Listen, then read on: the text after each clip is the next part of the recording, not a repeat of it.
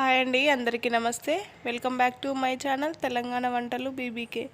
ఈరోజు రెసిపీ వచ్చేసి ఈజీగా చేసుకునే సేమియా ఉప్మా అండి. 5 నిమిషాల్లో తయారు చేసుకోవచ్చు.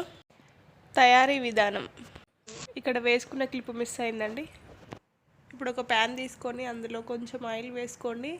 ఆయిల్ హీట్ అయిన తర్వాత జీలకర్ర, ఆవాలు, కరివేపాకు, పచ్చిమిర్చి, ఉల్లిపాయ ముక్కలు వేసుకొని చిన్న మంట మీద ఉడికించుకోండి.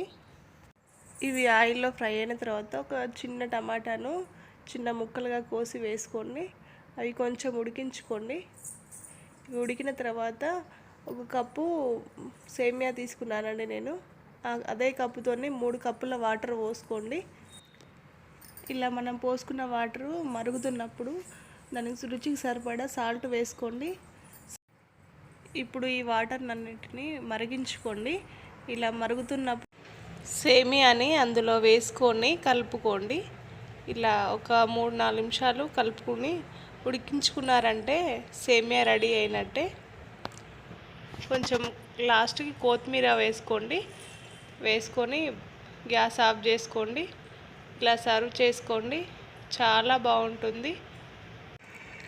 ఇలా చేసుకొని వేడివేడిగా తినండి, చాలా బాగుంటుందండి.